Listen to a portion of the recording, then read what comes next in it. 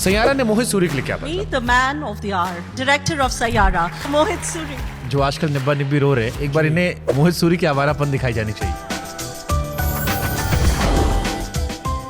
मुझे लगता है लोग नस काट लेंगे उसके पास जो रो रहे थे। एग्जैक्टली वो एक्चुअली वो दिल टूटे आशिकों का एक ब्रांड है। गन गर्ल गाली ये तीन कॉम्बिनेशन है तो पिक्चर डेडली चल जाती है। यशराज की फिल्में बिल्कुल अलग हुआ करती थी, दो अलग दुनिया। इस दुनिया में जब आप आए, आपने यहाँ से क्या सीखा? सैयारा में मोहित सूरी ने अपने बच्चों को छिपा के कब तक रखा है? मतलब कोई ऐसा टोटका था कि 500 करोड़ छू लेंगे तो बच्चों को दे देंगे? मुझे कोई नहीं लगता सर कि कोई किसी के जिम लुक से या किसी के एयरपोर्ट लुक से कोई पिक्चर देखने जाता है। अपनी पहली हीरोइन को वाइफ बनाने के लिए कौन सा टैलेंट चाहिए होता है? वो लम्हे आपके लिए स्पेशल है? Woh Lamhe was my first attempt to make only a love story and not a thriller. शायद वो बीज to make Aashiqui 2 and make Saiyaara had started off there in Woh Lamhe. चल चले अपने घर ऐ मेरे हम सफर। आदित्य रॉय कपूर वाला इंटरव्यू सुन रहा था मैं कि वो तो आदित्य आया शॉर्ट्स में, चप्पल और सॉक्स में और एक शर्ट में। तो मेरे को जानना चप्पल पे सॉक्स पहने कौन आता है?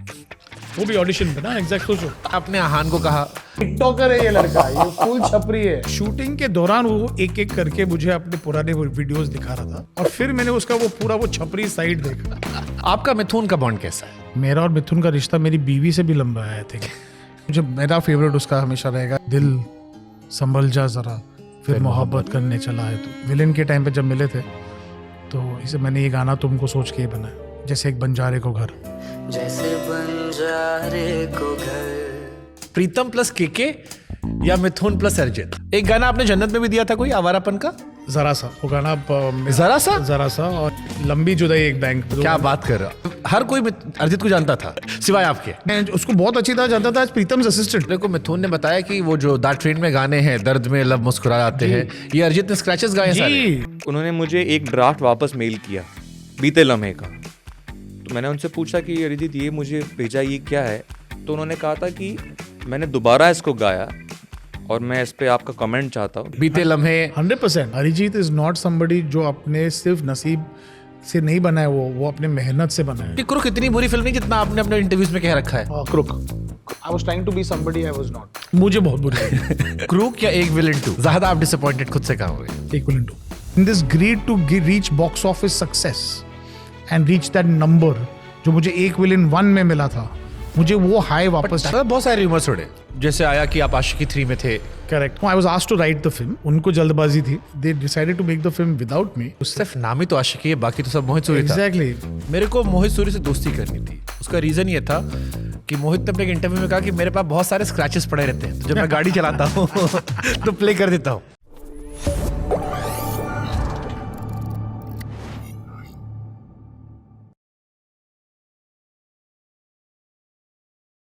आज से 30 साल पहले एक फिल्म आई थी DDLJ, एक ऐसी फिल्म जिसने फिल्म को देखने का नजरिया बदल दिया था, जिसकी यादें आज भी हमारे जहन में ताज़ा है, जिसकी मेमोरीज उतनी फ्रेश है, गाने भी उतने फ्रेश है।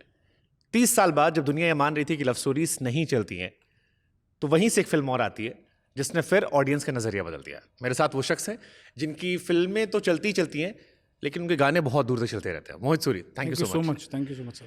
मतलब लोग सैयारा के मोहित सूरी की बात कर रहे हैं, मेरे लिए जहर वो लम्हे मोहित सूरी जो है मैं वहां से शुरू करना चाहता हूँ, लेकिन फिर भी मैं यहीं से शुरुआत करता हूँ सैयारा से। आपने फिल्म बनाई थी जहर जी, और इस वक्त सोशल मीडिया पे सैयारा का जहर चल रहा है, हर तरफ भरा पड़ा है। कोई तो नहीं कहूँगा, बट हाँ इतना प्यार मिल रहा है तो आई थिंक इसे जहर तो नहीं कह सकते। नहीं, वो जो कपड़े निकाल के भी चल रहा है, इंसुलिन लगा के भी आ रहा है, सो वो एक अलग लेवल का चला गया। मतलब भजन भी बन रहे हैं, सैयारा के टाइटल ट्रैक पे भजन ही बन गए जी। तो ये सब प्लान नहीं किया था। अगर आप पूछ रहे हो कि ये हमें पता एक्सपेक्टेड था, ये बिल्कुल एक्सपेक्टेड नहीं था। पर देखिए क्या होता है कि मेरे मेंटोर ने मुझे कभी कहा था लाइफ में कि इंडिया जो है ना, वो फिल्में उनकी देखने का नज़रिया बहुत अलग होता है। वो ना सोच के देखते, ना दिल से भी नहीं, उन लोग फुल बॉडीली पिक्चरें देखते हैं। तो गानों में नाचते हैं, वो जब सीन अच्छा हो तो सीटी मारते हैं, एक बॉडी रिएक्शन आता है। और जब इमोशनल सीन हो रोते हैं, जब तक वो, और जब फनी सीन हो तो हंसते हैं। तो जब इंडिया ऐसी तरह के स्टाइल से पिक्चरें अगर देखता है तो ऐसी फिल्में बनाओ। मैं आज तक वो शायद समझा नहीं पाया वो या समझ नहीं पाया, पर आज जब मैंने सैयारा का रिस्पॉन्स देखा कि लोग जो बॉडीली रिएक्ट कर रहे हैं, शर्ट उतार रहे, रो रहे, चिल्ला रहे, गुस्सा हो रहे, आज मुझे वो समझ में आ रहा है। 20 साल बाद मुझे फाइनली समझ में आ रहा है। गन, गर्ल, गाली, आमतौर पर एक ट्रेंड माना आता है कि ये 3 कॉम्बिनेशन है तो पिक्चर डेडली चल जाती है। भट्ट कैम की फिल्म में गन और गर्ल तो अच्छा चलता था। यशराज की फिल्में बिल्कुल अलग हुआ करती थी। जी, बहुत ही पारिवारिक फिल्में, साफ सुथरे। इनफैक्ट मैंने सुना डीडीएलजे के टाइम में शायद वो शराब वाले सीन को लेकर भी एतराज था। 2 अलग दुनिया है, 2 बड़ी खूबसूरत दुनिया है, बट अलग दुनिया है। जी। इस दुनिया में जब आप आए, आपने यहां से क्या सीखा? तो मुझे एक्चुअली इसमें बड़ापन मुझे एक्चुअली आदि चोपड़ा साहब को देना पड़ेगा, बिकॉज उन्होंने कभी ये नहीं कहा कि मुझे ये रिस्ट्रिक्शंस है, ये रूल्स है। उन्होंने सिर्फ मुझे ये कहा, मुझे आहान पांडे को डेफिनेटली मिला है उनसे, पर उसके सिवा उन्होंने कहा कि तुम अपनी पिक्चर बना, तो अपना म्यूज़िक दे। मैं कहीं जो एक ट्रेंड चल रहा था पोस्ट कोविड के, एक सीक्वल्स सिर्फ फिल्म में बनाओ, एक क्योंकि वो प्रॉमिस करता है, फिर एक एक्टर को ले लो, सेफ्टी, रिकवरी, बजट, वो सब में मैं एक फिक्स्ड फॉर्मूला जैसे टाइप में खो रहा था। आई थैंक आदि चोपड़ा कि उन्होंने मुझे वहाँ से झंझोड़ा निकाला और मुझे बोला तू अपनी पिक्चर बना, अपना म्यूज़िक दे, and the results are to see. I mean, अगर शायद मुझे वो it's like that hermit who catches that eagle and throws it over the mountain and says go fly. He gave me the wings to fly, because उन्होंने कहा कि मुझे ना तुम्हें कोई सीक्वल से बर्डन करना है, ना कोई रेफरेंस से, कोई एक्टर के ओपनिंग नंबर से, तो मैं सिर्फ गया हुआ हूँ अच्छी पिक्चर बनाने। और उन्होंने कभी मुझे ये नहीं कहा कि ये यशराज का एक पॉलिसी है, ये है। उन्होंने स्क्रिप्ट पढ़ी थी, 2-4 पॉइंट बोली थी जो एक्चुअली बेनिफिशियल ही हुई पिक्चर के लिए। जैसे कि एक सिचुएशन में गाना ऐड किया मैंने, but besides that I think he told me go make your film, and he told everyone in the company let him make his film. Saiyaara को देखकर सोशल मीडिया पर रोने वाले मीम्स भरे पड़े हैं। बहुत से लोगों ने मुझसे कहा कि जो आजकल निब्बा निब्बी रो रहे हैं, एक बार इन्हें मोहित सूरी की आवारापन दिखाई जानी चाहिए। एग्जैक्टली मैं एक्चुअली ये बोल रहा हूँ कि अक्सर मेरी जो ऑफिस है वो बैंड्रा में काट रोड पे है, और मेरा घर हिल रोड पे है, हिल रोड के पास में। तो कभी कभी रात को जब काम लेट हो जाता है, मैं ड्राइवर को घर भेज देता हूँ, बोलता है एक राउंड खुद ड्राइव करके, मैं बोलता हूँ चला लूँगा गाड़ी। तो काट रोड पे अगर मैं रात को कोई गाड़ी को मैं देखूँ कि आवारापन के गाने बज रहे, और उसमें अगर 4 लड़के बैठे हैं और वो मुझे देखकर पहचान लिया, उन्होंने बोला मोहित सूरी, तो मैं बहुत दूर से उनको करके निकल जाता हूँ। नहीं तो वो काफ़ी डरावने किस्म के लोग हो भी सकते हैं, क्योंकि वो एक्चुअली वो दिल टूटे आशिकों का एक ब्रांड है जो काफ़ी अग्रेसिव भी हो सकते हैं। आवारापन का फेवरेट गाना कौन सा है आपका? तो फिर आओ या फिर तो फिर आओ बाय फार, तो फिर आओ मुझको सताओ। उसका जो शुरू ही नोट ऐसा था, मुझे आज जब मैंने सुना था गाना, तो मुझे लगा गाना ही जैसे शुरू होता है वो आपको सीधा घुस जाता है। तो कह रहा हूँ हाईवे पे चलाओ, तेरा यकीन क्यों है, तो फिर आओ, दोनों चला दो। जी, आपका दिल नहीं भी टूटा है तो भी आपको एहसास होने लगता है कुछ गड़बड़ चल रहा है लाइफ में। मुझे सिद्धार्थ रॉय कपूर साहब ने कहा था, मोहित सूरी को देख के लगता है कि मर्द को दर्द होता है। बट वाकई में इतना दिल टूटा है, क्योंकि आपकी लव स्टोरी तो बड़ी अच्छी सी हो गई, बट आपकी हर फिल्म में एकदम अलग लेवल का दुख चलता आ रहा है। तो ये कहाँ से इसकी प्रेरणा दुख वाली है? कुछ रह गया था पुराना पहला प्यार अधूरा? देखिए, मैं कुछ ज़्यादा कहूँगा तो मेरी वाइफ वैसे गुस्सा हो जाएगी, बट नहीं, I think we are people who sell our emotions. I think जो कहीं ना कहीं हम लोग के ज़िंदगी में खुद हो, वो आप कहीं ना कहीं फिल्मों में दर्शाते हो। आप आपने जो जिया है, जो मैं ये नहीं कहूँगा कि हर चीज़ दर्द, I mean has been incomplete in my life, but कहीं ना कहीं मैंने वो लाइफ को बहुत करीब से देखा है, आई थिंक। और मैं वो डरता नहीं हूँ to show it on screen. तो मैं हमेशा सबको कहता हूँ जिनके साथ मैंने भी थोड़ी बहुत एक्सपीरियंसेस शेयर किए, मैंने उनको कहता हूँ ये देखो, ये तुम्हारी लाइफ पे ना ये कॉपीराइट तुम्हारा है नहीं, मैं कुछ भी फिल्म में मिसयूज, रीयूज, अब्यूज़ करा सकता हूँ। हाँ, मैं आपको बोल रहा हूँ। दर्द बिकता अच्छा है या लोग दर्द ग्रहण ज़्यादा अच्छा करते हैं? ये ऐसा सोचा नहीं कभी नहीं मैंने सर, क्योंकि मुझे लगता है दर्द के कोई भी गाने बना दो आप किसी भी बड़े एक्टर को देख लो, डायरेक्टर को देख लो, म्यूजिशियन को देख लो। मतलब मैं याद करता हूँ हिमेश से लेकर के सर से लेकर सभी के, कुमार सानू, नदीम शेरवर, सबके दर्द वाले गाने आज भी जिंदा हैं। जी, किशोर दास से लेकर रफ़ी साहब के भी, और आगे भी रहेंगे। तो मैंने मिथुन से भी सवाल पूछा था कि दर्द बिकता अच्छा है या लोग ग्रहण ज़्यादा करते हैं? देखिए, दर्द का एक बॉर्डर लाइन, एक थ्रेशोल्ड होता है। वो कब मायूसी हो जाए तब तब लोग बोलते हैं अरे यार ये बहुत हो रहा है। तो उसका एक करेक्ट अमाउंट ऑफ डोज होना चाहिए। वो तो ओवरडोज हो जाए तो ना बिकेगा, वो सड़ जाएगा। और उसका करेक्ट डोज हो जाए तो वो डोज कौन डिसाइड करता है? वो हालात पे, वो मोमेंट पे डिसाइड होता है। तो मोहित सूरी का फेवरेट दर्दीला गाना कौन सा है, अगर 2 गाने रिकमेंड करने हो? क्योंकि आपके गाने हम बहुत एंजॉय करते हैं। हमेशा आई मीन मेरे बहुत गाने आए हैं, बहुत पॉपुलर भी हुए, पर मेरे लिए सबसे ज़्यादा इम्पोर्टेंट हमेशा वो लम्हे, वो बातें, वो भीगी भीगी यादें, हमेशा वो रहेगा। जहर। जहर का, क्योंकि वो मेरा पहला गाना था जो उस मुकाम तक पहुंचा था, जो एक बेंचमार्क सा सेट हो गया था। उसके बाद मैं खुद से compete करते गया। अगर आप देखो वो गाना जहाँ पहुंचा था जब वो आया था, वो भी वो बहुत मैच्योरली, बट बहुत उस पर एक आलाप मिथुन ने ऐड किया था and all that stuff and all. पर वो जो बातें थी, उसकी लिरिक्स थी, सईद भाई ने जो इम्प्रोवाइज किया था, वो गाना कहीं और ही चला गया। वो भीगी भीगी यादें, वो ऐसा थॉट इतना अच्छा था कि it will always be my first film is always your favourite ना सर। अपने उस टाइम पर पता भी नहीं था आपको पिक्चर बनानी भी आती है। तो इसीलिए पहली हीरोइन को अपनी बीवी बना लिया। हाँ उसके बाद शायद वो किसी और को और प्यार कर ही नहीं पाया। ये आप टैलेंटेड तो हो, बट अपनी पहली हीरोइन को वाइफ बनाने के लिए कौन सा टैलेंट चाहिए होता है? अच्छी बहन होने का, कि अच्छी बहन का सपोर्ट? आज तो राखी भी है जी। तो मेरी सिस्टर बहुत सपोर्टिव थी, मेरे को असिस्ट करी थी वो उस फिल्म में, आपको पता ही है। तो मुझे असिस्ट करी थी वो फिल्म में। और जब लव स्टोरी मेरी शुरू हुई थी, बट पता नहीं सर, कभी कभी क्या होता है ना, मैं एक्चुअली एक होर्डिंग के नीचे खड़ा था और मैंने कहा था कि मुझे ये लड़की से शादी करनी है। और एक बहन ने दूसरी बहन को बता दिया। दूसरी बहन थी पूजा भट्ट, उसने जाके सीधे अपनी हीरोइन को बता दिया।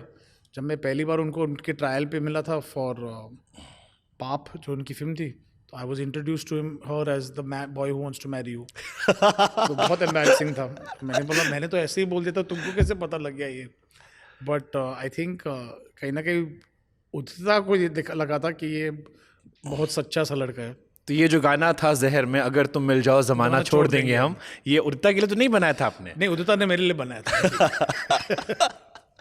क्योंकि बहुत सारे फिल्म ऐसे आती है सर जहाँ पे गाने जो होते हैं वो रिलेट कर, जैसे मैं वो लम्हे देख रहा था, तो वो लम्हे में जब गाना था तू जो नहीं है, या फिर मुझे फिर तबाह कर, मुझे फिर रुला जा, सितम करने वाले कहीं से तू आ जा, तेरी ही तरह तेरा गम भी हंसी है। मैं भट्ट साहब के जब पुराने वीडियोस या इंटरव्यूज देखता हूँ तो मुझे वो रिलेट करते थे। जी। जहर में आपका भी था ये, आपके भी इमोशंस नहीं, थे? वो गाना एक्चुअली मुझे भट्ट साहब ने सुनाया था। वो उनके बचपन में एक गाना था जो उन्होंने बचपन में सुना था, और वो गाना हम लोगों ने रिक्रिएट किया था वो गाना जी। बट कहीं ना कहीं वो एक फाउंडेशन। देखिए भट्ट साहब का टैलेंट ये है कि वो बोलते काफ़ी कुछ चीज़ें हैं, पर सुनने वाला भी होना चाहिए, रिसीव करने वाला नहीं होना। हमेशा ये कहते हैं मैं तो बोल दूंगा, ये इन्फॉर्मेशन रिसीव कौन करेगा? तो आई थिंक कहीं ना कहीं वो मेलनकॉली, वो दर्द की खोज, वो काइंड ऑफ सिनेमा मेरे अंदर ही था। कहीं मेरे को उस टाइम पता भी नहीं था 22 साल की उम्र में कि मुझे कैसे टाइप की फिल्म बनानी है, पर I think slowly and steadily वो कहीं ना कहीं खुद डिस्कवर हो गया। अभी बहुत चर्चा चल रही है कि 20 साल का एक्टर है, ये है वो है। आप 21 साल के थे, मिथुन शायद 20 साल के थे, आतिफ भी 20 के आसपास के थे। मैं 22 का था, मिथुन 20 साल का था, वो 19 साल का था। आतिफ तो 22, 19, 20, 19 और इमरान हाशमी 24। इमरान 24। आप लोग को लगा था कि यार ये इतना फट जाएगा? मतलब लोग सैयारा की बातें कर रहे हैं, मैं मोहित सूरी को वहां से देख रहा हूं। जब मुझे पता लगा कि नरेश जी को गाने दिया गया, फिर उन्होंने कहा यार मैं काफी पुराना हूं, बच्चे को जाने दो। मोहित कह रहे हैं कि मुझे म्यूजिक डायरेक्टर नहीं मिल रहे थे। जहर वो कल्ट बनी बैठी, हम सब ने बड़ी वाइब ली है, वो लम्हे वो बातें। इमरान बड़े एक्टर बने, आप बड़े प्रोड्यूसर बने, मिथुन लेजेंडरी म्यूजिक डायरेक्टर बने हैं, everyone is, Sayeed Quadri sir. How you see this journey? और उस टाइम मतलब अब जब पीछे मुड़ के आप देखते हो? देखिए उस टाइम ज़्यादा इजी था, बिकॉज जैसे आपका नेचुरल रिएक्शन होता था ना वो टाइम पे, आप उस वक्त वो ऑडियंस का ही मेंबर थे, आप फिल्म मेकर बने नहीं थे। तो आपका जो नेचुरल रिएक्शन, जब मैंने वो गाना सुना था तो मुझे लगा था ये बहुत बड़ा गाना है, ये क्या अच्छा गाना, मेरे को वापस सुनना है, मेरे को वापस। मुझे उस टाइम वो होता था ना कि अगर आपको किसी चीज़ को, क्योंकि कैसेट और सीडी का कल्चर होता था उस time, if you wanted to possess something, own it, a copy of it means वो गाना अच्छा है, ताकि आप जब भी चाहो सुन सकते हो। और मुझे वो बहुत, I wanted to own it. तो I think that was those, उस टाइम ज़्यादा ईजियर था सर, टू बी ऑनेस्ट। आज आप सोचते हो कि is it as good as Tum Hi Ho, is it as good as Saiyaara. आप ऐसे बकवास क्वेश्चंस आपके दिमाग में लेके आते हो। मैं हालांकि वो ट्राई करता नहीं हूँ, पर कहीं ना कहीं म्यूज़िक डायरेक्टर को आप जितना भी कह लो कि भाई भूल जाओ क्या आपने पहले किया है, मुझे कोई इंटरेस्ट नहीं, मुझे हिट गाना चाहिए ना चार्ट बस्टर चाहिए, मुझे बस अच्छा गाना दे जो इस सिचुएशन के लिए करेक्ट है। बट इस दुनिया में जितने भी म्यूजिक लवर हैं वो कहते हैं यार इमरान हाशमी के गाने ऐसे हैं कि प्लेलिस्ट में चला दो, नेक्स्ट करने की जरूरत नहीं है, जी। आप जो भी आ रहा है वो अच्छा ही होगा। आतिफ असलम कल्ट है, अरिजीत सिंह कल्ट है, जो नहीं जानते उन्हें बता दो कि सब मोहित से ही शुरू हुए हैं। जी, और आपने म्यूजिक कुछ नहीं सीखा है, बिल्कुल नहीं सीखा। फिर ये सब कैसे हो गया कि अरिजीत आपकी खोज है, आतिफ आपकी खोज है, इंडिया में इमरान हाशमी की हम बात कर ले? क्योंकि मुझे लगता है मुझे वो हमेशा खोज रहती है एक नए सिंगर, एक नए आवाज़ की। वो खोज जब तक आपके जिंदा है ना, आपको मिलते जाएगा। अगर आप खोजोगे नहीं, you will not find the answers. लोग अक्सर क्या लगता है कि मुझे आंसर मिल नहीं रहा है, आप खोज रहे हो। मैंने कितने सिंगर्स को चेक किया होगा, टेस्ट किया होगा, मैं काफ़ी बार फेल भी हुआ हूँ। मैं आपको वही नाम पता है जो सक्सेसफुल हुए हैं, आपको वो नाम याद नहीं है जो सक्सेसफुल नहीं हुए।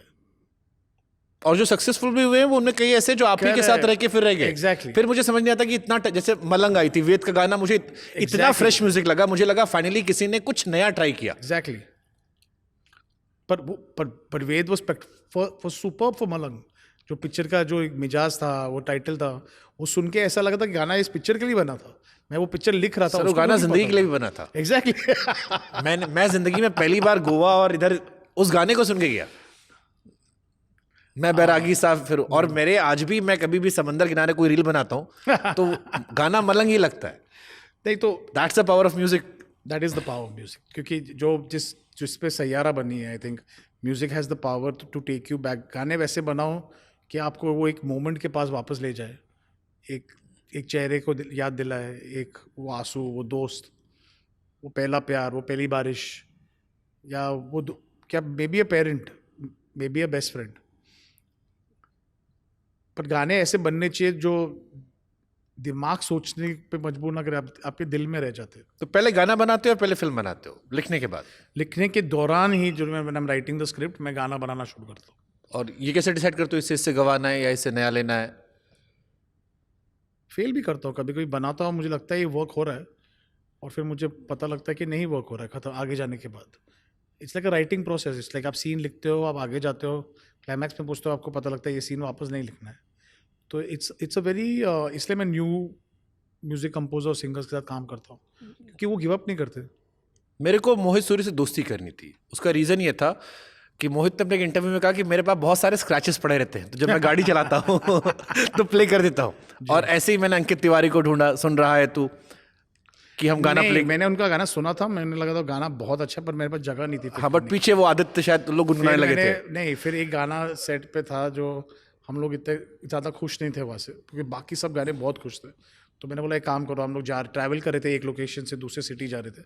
आदित्य बैठा था, शाद को पता था, शाद मुझे बता रहा था, शाद मेरा बहुत सपोर्टर रहा है। तो वो गाना सुना, वो रोने वाला। तो महेश ठाकुर साहब भी आगे बैठे थे, सीनियर थे। उसका प्रमोशन भी अपना चाहिए था। हाँ, और तो फिर वो गाना बजाया हम लोगों ने, और वो पूरी जर्नी में हम लोगों ने 10 बार सुना वो गाना, और उसमें से मुखड़ा ही था। सुन रहा है ना तू? जी, रो रहा हूँ मैं। ब्यूटीफुल। या तो वैसे वो गाना सुना, सब लोगों ने बोला यही गाना। तो मैं वापस बॉम्बे आ, तो अच्छा वो गाना तो शूट कर रहे थे हम लोग केप टाउन में, वो स्टेडियम।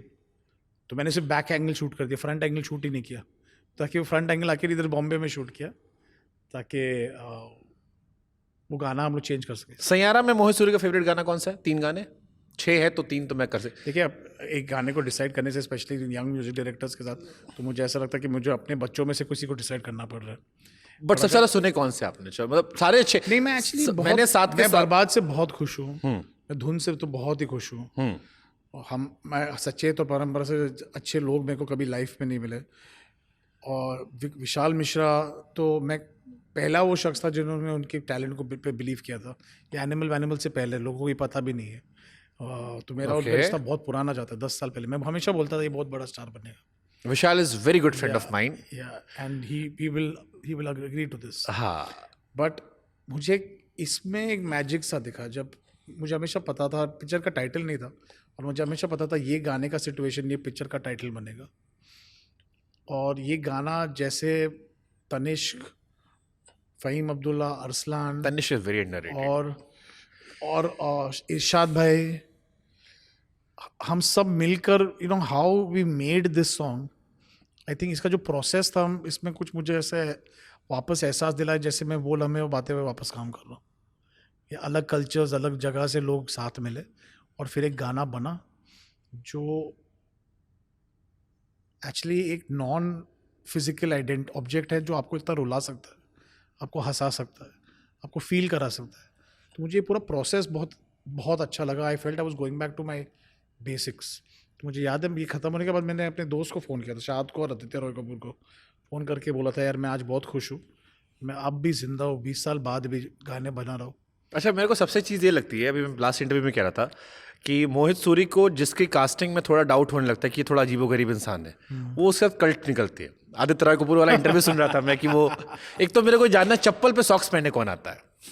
वो भी ऑडिशन पे ना, एग्जैक्ट सोचो, चप्पल, सॉक्स, शॉर्ट्स, और सॉक्स ऐसे भी नहीं, इधर तक ऊपर तक, शर्ट ऊपर से बटन ऐसे खुली हुई और शॉर्ट्स पहन के आया था, और फिर हीरो कुर्सी बनने। पे घूमते रहना।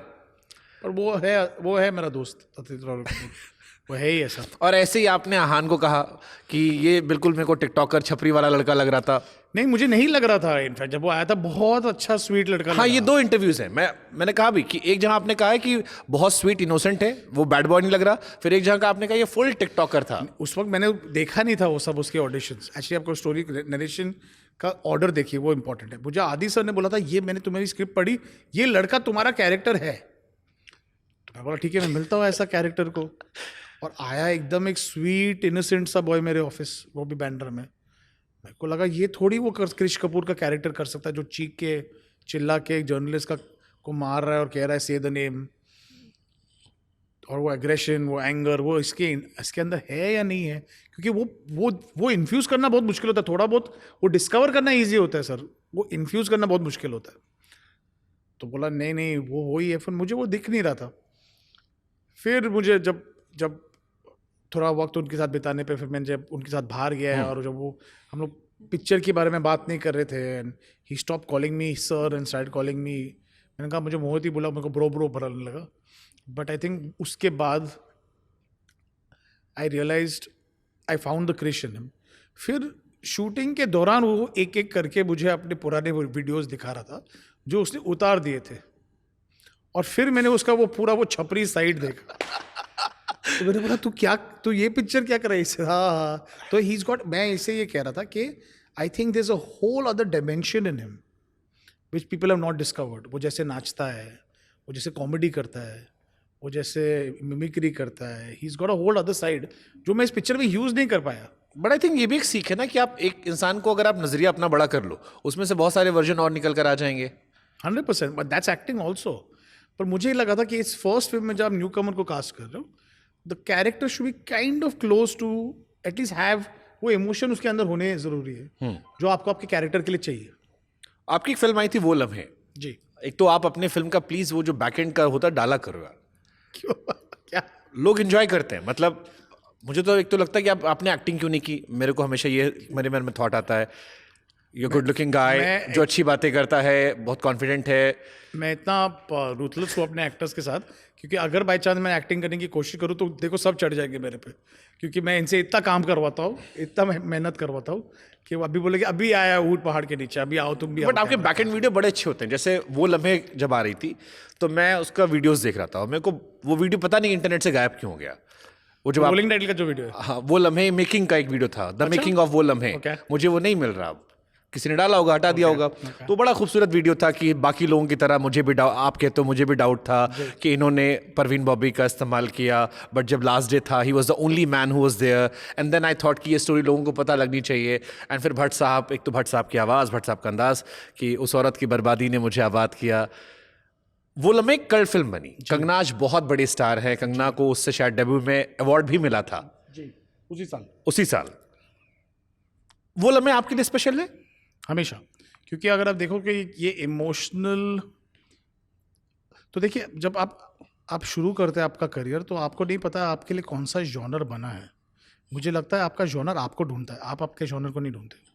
जैसे कि भट्ट साहब ने जब शुरू किया था तो उन्होंने वो स्टंट और ड्रामा फिल्म के साथ शुरू किया था, but then he found autobiographical cinema as his thing with Arth, इसलिए उन्होंने ये कहा था कि क्योंकि जब आप खुद की कहानी पे कहानी बनाई थी तो वो बहुत चली थी, वो रिस्पेक्टेबिलिटी मिली थी, चाहे वो अर्थ हो, सारांश हो, जब भी भट्ट साहब ने ऑटोबायोग्राफिकल कहानी बनाई है वो चली है उनके लिए।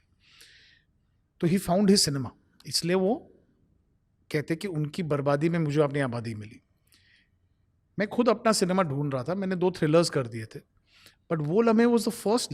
मुझे याद है सेट पे जब मैं कलयुग भी कर रहा था, कलयुग became less about the industry of sex drive industry or all smart and all that stuff, and became more about the emotional story. तो मुझे भट्ट साहब ने कहा था तेरे में एक इमोशनल साइड है, ज़हर में भी became less about the thrill and more about the love story. तो इसलिए वो लम्हे was my first attempt to make only a love story and not a thriller. And शायद वो बीज to make Aashiqui 2 and make Saiyaara had started off there in वो लम्हे, कि कहीं मुझे एक कहानी, एक सैक्रिफिशियल कहानी दिखी जिससे मुझे आइडिया मिला कि आगे जाके मुझे कैसी कहानी बनानी है। मुझे अभी भी लगता है कि मोहित सूरी के बहुत सारे फिल्मों गाने सुने मैंने, बट जो कंप्लीट एल्बम वो लम्हे का था, जी, स्पेशली इमोशनल पार्ट पे, जैसे बाकी सब में सारे बुके में सारे फ्रूट, सारी चीजें हैं, जी। आपको सैयारा में तुम हो तो में एक अच्छा थोड़ा कूल मिल जाता है, बट वो लम्हे में जो एक बुके आपने दिया था। देखिए लव स्टोरी में बुके बनाना और म्यूजिक करना इनफैक्ट ईजियर होता है, पर मुझे लगता है जैसे कि फिल्म में जैसे मर्डर 2 हो या आवारापन हो या मलंग हो, उसमें म्यूजिक करना ज़्यादा मुश्किल होता है। मैं आऊँगा वहाँ पर, लेकिन एक बार मुझे वो लम्हे के कुछ गानों का नाम ले रहा हूँ मैं चाहता हूँ इसमें तो बताओ अपना, एटलीस्ट अपना थोड़ा ऑर्डर रेट करो, बिकॉज ये मेरे सारे फेवरेट गाने हैं और इसमें कोई ऐसा गाना नहीं जिसको मैं रेट कर सकता हूँ। मुझे के सरा क्या मुझे प्यार है, चल चले अपने घर मेरा बहुत फेवरेट है, मैं कभी भी शाम को लौटता मुझे हूँ, बहुत पसंद है वो। हाँ अभी मिथुन मलंग में चल घर चले और चल चले, ये वो गाने हैं जब मैं थक कर आकर सुनना पसंद करता हूँ। देन सो जाऊँ मैं भी मुझे बहुत पसंद है, Bin Tere is a beautiful track, जी, और तू जो नहीं तो of course it's a cult. So Mohit Suri का फेवरेट कौन सा है? देखिए मुझे हमेशा क्या लगता है कि as a director what I have to be honest to, Kya Mujhe Pyaar Hai could be a bigger hit, Chal Ghar Chale is also a very nice, I thought that was programmed so well, वो बहुत ना अच्छा जहां भर का शोर ना लाखों, ना भर के डोर, बहुत उसमें लिरिक्स, उसमें थॉट, उसमें जो मैच्योरिटी थी कि एक relationship between a director and actress, and they वो holding hands on the sly, वो छुपा वो रोमांस, वो सब, but small things I think उसमें से। बट आई मस्ट से जो हमेशा लगता है कि जो पिक्चर का सुर होता है वो एक गाना होता है, और इस पिक्चर में वो था बिन तेरे क्या है जीना, वो गाना वाज एक्चुअली द सुर ऑफ द फिल्म। आज भी किसी को आप डेडिकेट कर सकते हो, उतना खूबसूरत गाना। जी, और उसमें वो बहुत क्लियर थॉट है कि बिन तेरे क्या है जीना, और वही वो कैरेक्टर की वांट हो जाती है, और उसका फाइनल स्टोरी ये होता है। तो I think I would rate that as the highest. Beautiful. आपका कंगना से कैसा बॉन्ड है सर? अभी हाँ, दोस्ती है, म्यूचुअल एडमिरेशन है। जब उनकी कहानी मैंने इमरजेंसी की टाइम, जब मुझे ट्रेलर अच्छा लगा था, मैंने उनको मैसेज किया था कि आपको trailer, congratulations, because she's directing it on her own. We've worked as actor and director. I was now complimenting the director, Kangana. I think she's a very gutsy woman. And last उसका message आया था to congratulate me Saiyaara के लिए, but I don't think she's seen the film. फिल्में आती हैं, गाने रह जाते हैं, जी ऐसा लोग कहते हैं। मिथुन आपका रिश्ता बहुत गहरा है, जी। उसमें राइटर का जिक्र कई बार नहीं होता है, कादरी साहब का, और करना चाहिए। इरशाद, जितने राइटर्स में चलता है, राइटर बहुत अंडररेटेड होते हैं, उनको और क्रेडिट देना चाहिए। मिथुन ने हमारे पॉडकास्ट में कहा भी था। जी, आपका मिथुन का बॉन्ड कैसा है?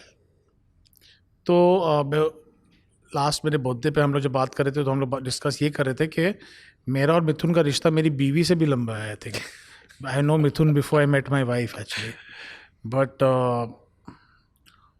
और मिथुन मेरा दोस्त नहीं है, but I can say he someone who understands me better than most people I think. क्योंकि मुझे याद है, जैसे कि बहुत फ़नी स्टोरी है, ऐसी बहुत स्टोरी है अपनी, बट एक स्टोरी ये थी कि मैं फाइनली मिथुन को कह रहा था कि मिथुन मैं शादी कर रहा हूँ। तो मिथुन अपने पियानो को छोड़ के मुझे देख कर बोला क्यों? तो मैंने बोला मुझे घर जाने का एक रीज़न चाहिए। मैंने उनको ये कहा था। आई रिमेंबर इस पे कोई गाना भी आप लोगों और ने इसे बनाया था। ठीक है, और फिर सडनली मैं जब वो आशिकी के दौरान था, फिर वो विलन के टाइम पे जब मिले थे, तो इसे मैंने ये गाना तुमको सोच के ये बनाया, जैसे एक बंजारे को घर, हाँ, कोई मुझे यूं मिला जैसे बंजारे को घर। I think that was the inspiration. तो I think someone who understands me the most and understands the way I want to do emotion, Mithun से बेटर कोई नहीं है तो मेरे वो आपके साथ हंसी मजाक करते हैं, वो जैसे बहुत। लहजे में रहते हैं, वो एकदम संयमित संतुलित। बहुत, बट नहीं बहुत मस्ती मजा करते, but I don't think Mithun is not a person who takes anything lightly. He is very focused, and इसलिए शायद I need that. I mean we if he jokes around with anybody I think it will be me only, but वो we have a very nice relationship. I think we have a relationship के मैं हमेशा ढूंढ रहा हूँ और वो हमेशा वो आंसर्स उसके पास ही रहते हैं, मुझे लगता है। मिथुन का आपका फेवरेट सॉन्ग कौन सा है? जैसे मेरा चल घर चले मुझे बहुत पसंद है। मुझे लगता है कि वो एक ऐसा गाना है कभी भी चला सकते हो आप, रख दो। एक गाना आई मीन जो चला भी था, बट इतना नहीं। मुझे मेरा फेवरेट उसका हमेशा रहेगा इज फिर मोहब्बत अरे कर रहा है, जिससे इरफान और अरिजीत की शुरुआत हुई थी। वो बहुत ही आउटस्टैंडिंग गाना है। उसका मेलोडी, उसका बिगनिंग, उसका स्ट्रक्चर, उसका साइलेंस, उसका पॉज, दिल संभल जा जरा फिर मोहब्बत करने चला है तू। थिंक वो पॉजिंग ही कुछ और है। मोहित और मिथुन की रिबॉन्ड थी 8 साल बाद। 8 साल नो एक्चुअली पहले ए खुदा मैं तुझसे दूर हुआ, वो ज़्यादा पहले रिबॉन्डिंग उस पर हुई थी, पर लास्ट जब शूटिंग पे ये गाना लेके आया था। एंड इसका स्ट्रक्चर ऐसा नहीं था, ये ऑल ओवर था, ऐसे कहीं मुखड़ा था, कहीं अंतरा था, कोई ऐसा था। हम लोगों ने बैठ के वो साथ में बनाया, पर मुझे उसमें इतना ब्रिलियंस दिखा था। जिस राह पे है घर तेरा अक्सर वहां से मैं हूँ मुझे ये गाना इतना अच्छा लगता है। I think it's one of the best songs Mithun will ever make, beautiful beautiful. Ever make. अभी आपकी सैयारा में भी मिथुन का एक गाना है धुन। जी, हालांकि मिथुन को मैंने कॉल करके कहा, मैंने कहा भाई मुझे शुरू में नहीं अच्छा लगा था, मुझे लगा बहुत रोमांटिक गाना इतना स्लो कैसे, बट बाद में मुझे वो बहुत अच्छा लगने लगा। नाउ आई एम कहीं भी आप फ्लाइट में चल रहे हो, कुछ भी चल रहे हो, मैं उसको प्ले करके इजी वाइब ले रहा हूँ। ऐसा होता है गानों के साथ आपके साथ कि कोई गाना आपको नहीं अच्छा लगा? सारे गाने ऐसे लगा? होते हैं।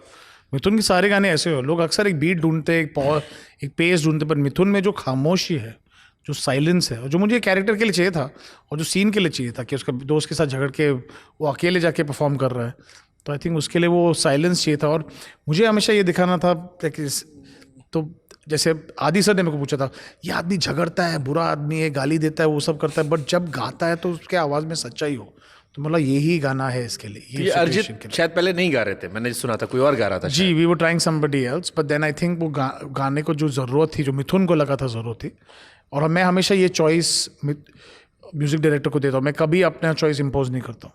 हाँ, अगर मुझे एक नई आवाज़ चाहिए तो मैं बोलता हूँ मुझे नई आवाज़ चाहिए, बट आई ऑलवेज, मेरा काम है वो गाना सिलेक्ट करना, not how it is done. I don't get into those detailing. Okay इसमें विशाल का एक गाना है तुम हो तो, जो सबसे अलग गाना है इस फिल्म का। जी। बाकी सारे गाने हर ठहराओ, रुको या दर्द में है, एक गाना है जो थोड़ा सा आपको वाइब देता है। जी, tell us something about Vishal Mishra, क्योंकि आपने कहा, आपने उन्हें बहुत पहले कहा था वो स्टार बनेंगे। तो मैं विशाल के गाने लेके घूम रहा था, काफ़ी म्यूज़िक कंपनी उसके पास गया भी था। कब? तो उसको ले, जब वो स्ट्रगलर था। किस साल की बात बता रहे हैं? 2022 तक। एंड आप ऐसा क्यों कर रहे थे? क्योंकि मुझे उसके टैलेंट पे बिलीव था। ओके मुझे लगा था ये लड़का फटेगा। आई एम नॉट सरप्राइज्ड कि कबीर सिंह के बाद और एनिमल के बाद he such a big star. I am not surprised at it. In fact शुरू में मैंने जो यूनिवर्सल म्यूज़िक के साथ वायरल करा था, उधर उसके काफ़ी कुछ गाने किए भी थे। मेरी वाइफ अक्सर जब हम लोग घर पे है और कभी कभी जब बारिश भी हो जाती है और हम उसको फ़ोन करके बोलते तू गाना गा फ़ोन पे, कोविड के लॉकडाउन के दौरान ऐसा करते थे। See we have so many common. So I because we always believed in his voice and his talent. मैंने विशाल से अपने पॉडकास्ट में 100 गाने गवाए थे।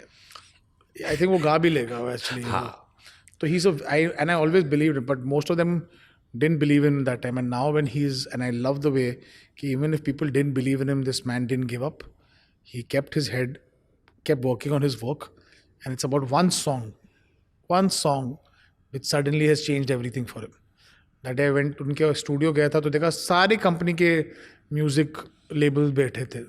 अब तो भाग गया वो लंदन में सब था। हाँ लंदन में फ़ोन करते रहता, मैं सारी कंपनी बैठे हुए थे। मैं बोला एक टाइम था कि मैं तेरे को जाके बेच रहा था, आज सब आके तेरे ऑफिस में बैठे। I am very proud of you. Beautiful. I mean एक साथ आपकी film I life in a metro में भी वो थे. So good journey. I mean journey आप लोग की जर्नी एक्चुअली सिखाती है. आंखों की गुस्ताखी भी उनकी थी ना. हाँ, आप पूरा एल्बम खुद का एल्बम था. का था. पूरा एल्बम था. बट आप लोग की जर्नी सिखाती है कि अगर आप लगे हो, जमे हो, डटे हो, लाइफ में आप सक्सेस पा लोगे. It is only about that. Sir, it's not, trust me, I've seen a lot of people with talent, but the biggest thing is resilience. आपको गिरना पड़ेगा, वापस उठना पड़ेगा, गिरना पड़ेगा, वापस उठना पड़ेगा.